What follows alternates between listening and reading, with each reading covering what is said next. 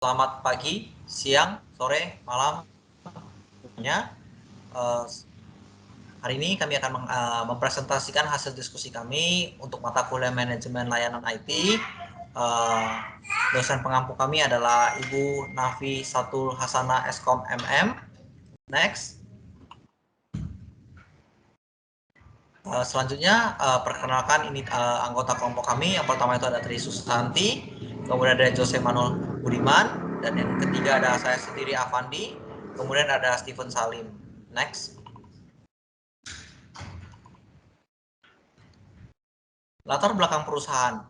Nah, study case kali ini kita menggunakan perusahaan PT Katindo Utama, perusahaan yang berada di Komplek Kofanindo, Jalan Brigjen Katamso, nomor 10 11 Tanjung Uncang, Batam. Perusahaan ini bergerak di bidang supply dan menyediakan berbagai material pembangunan rumah, pembangunan kapal, alat perlindungan pekerja, dan kelengkapan lainnya. Next. Nah, selanjutnya itu identitas perusahaan. Yang pertama itu lokasi perusahaan itu berada di Komplek Ruko Vanindo. Dan kemudian ada yang kedua tuh jenis usaha itu adalah general hardware supplier, yaitu menyaplai semua barang-barang keperluan biasanya pembangunan rumah atau pembangunan kapal, gedung segala macamnya.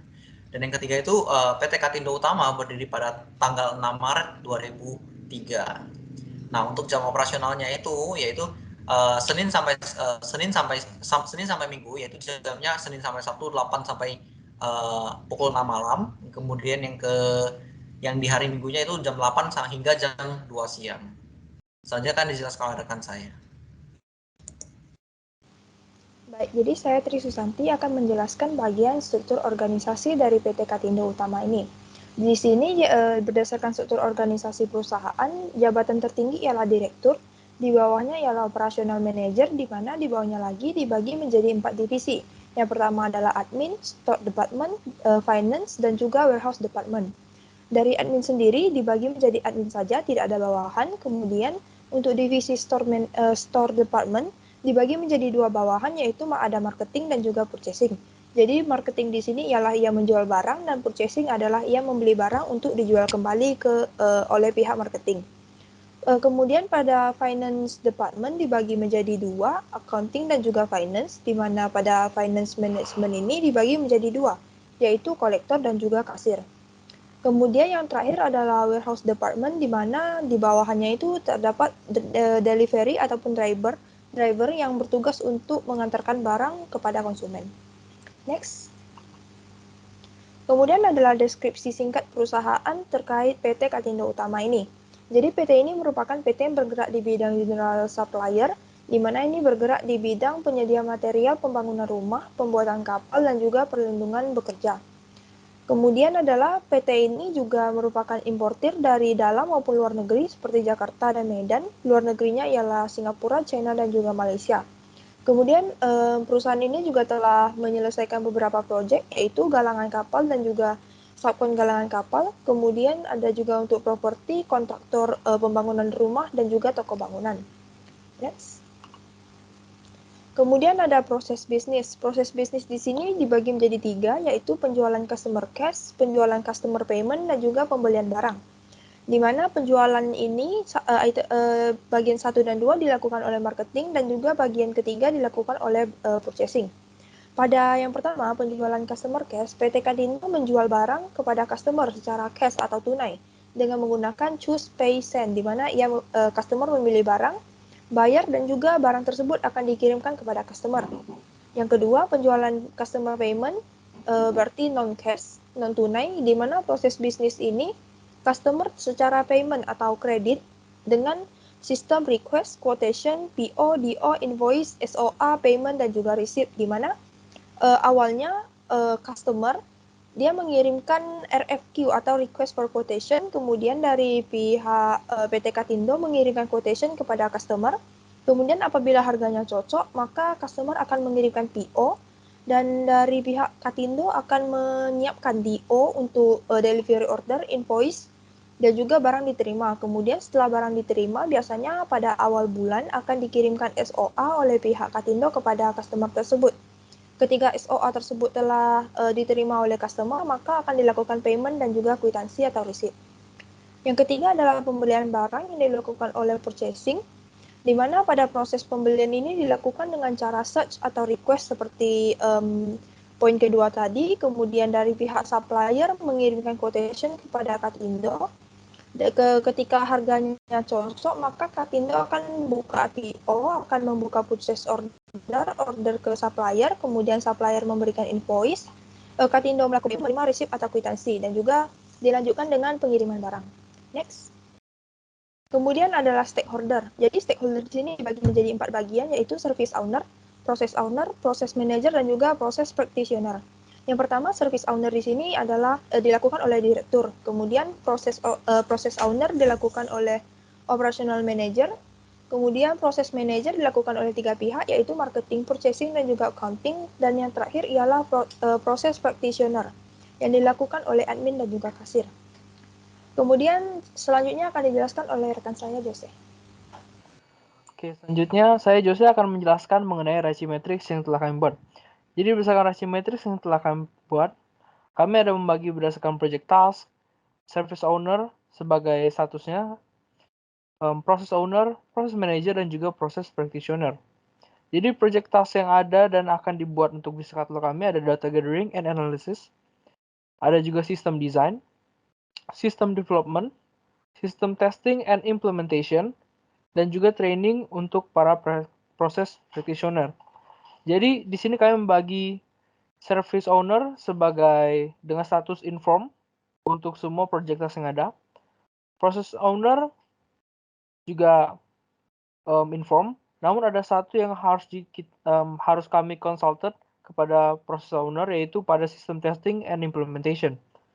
Untuk process manager kami berikan 2 status, yaitu accountable dan juga responsible. Ada inform dan juga consultant. Untuk data gathering and analysis, process manager akan mendapat status untuk accountable dan juga responsible. System design akan accountable dan juga inform. System development akan accountable dan juga consultant. System testing and implementation adalah accountable dan juga consultant. Untuk training, accountable dan juga inform.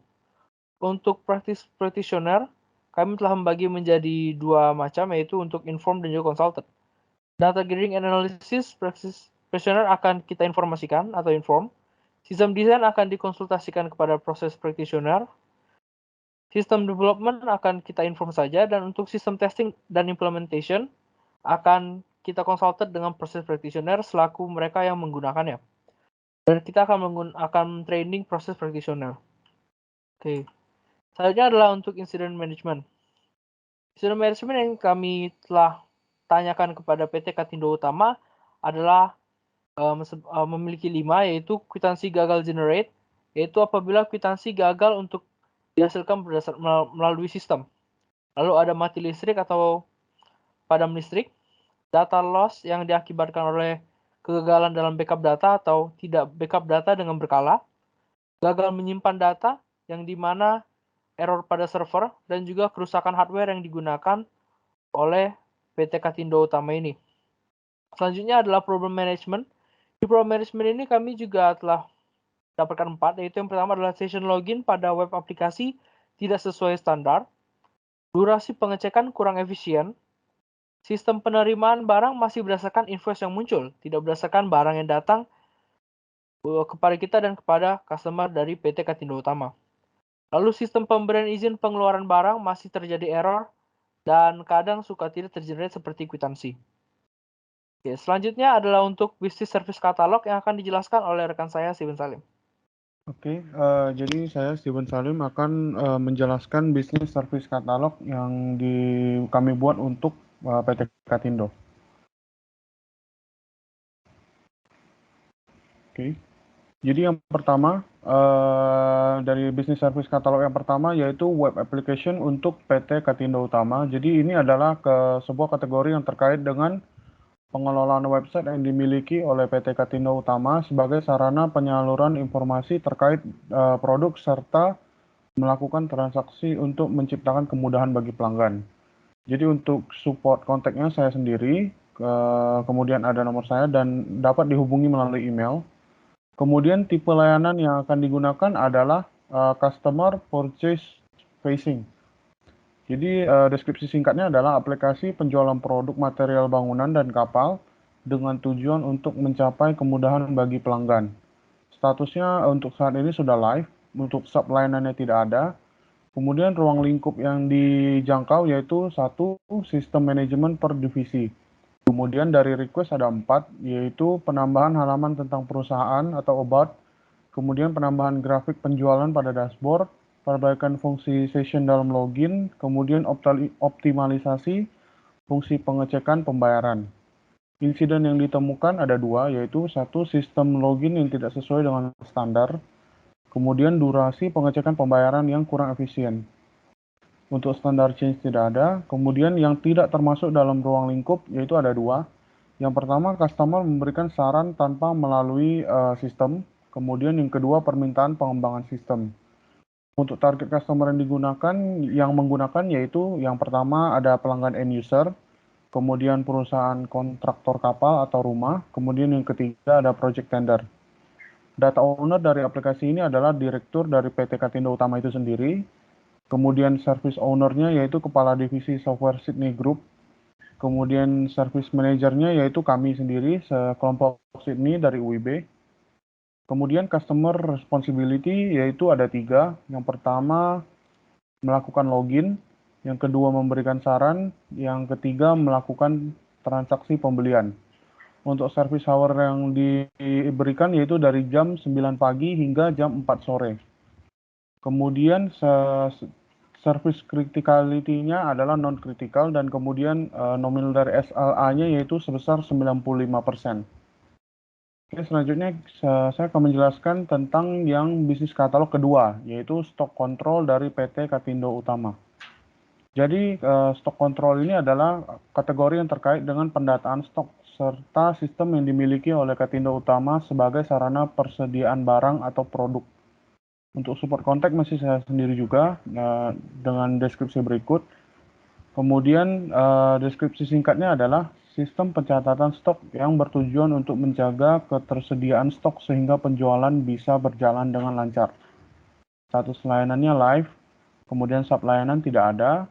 Kemudian ruang lingkupnya adalah sistem manajemen pada gudang. Request yang diberikan adalah 1, pencatatan rinci stok ke satuan kecil, kemudian penambahan sistem barcode pada setiap barang. Insiden yang ditemukan yaitu sistem penerimaan barang masih berdasarkan invoice yang muncul, tidak berdasarkan barang yang datang. Kemudian sistem pemberian izin pengeluaran barang masih terjadi error. Untuk standar change-nya tidak ada. Kemudian yang tidak termasuk ruang lingkup adalah pengiriman terhambat tidak sesuai dengan sistem karena supir yang tidak tepat waktu. Kemudian customer-nya yaitu yang pertama kepala gudang, kemudian admin gudang, kemudian admin toko. Untuk data owner-nya sendiri, direktur dari PT Katindo Utama, service owner-nya kepala divisi software Sydney Group, kemudian service manager dari kami, kelompok Sydney, UIB, kemudian customer responsibility yang pertama melakukan aksi input pengeluaran barang, kemudian melakukan persetujuan pengeluaran barang, dan mendapatkan pencatatan stok secara berkala melalui sistem. Untuk service hour masih sama, dari pukul 9 pagi hingga 4 sore. Kemudian dari pengecualian tidak ada. Kemudian service criticality yaitu non-critical dengan SLA sebesar 97%. Demikian dari presentasi kami. Bila ada salah kata, mohon dimaafkan. Terima kasih.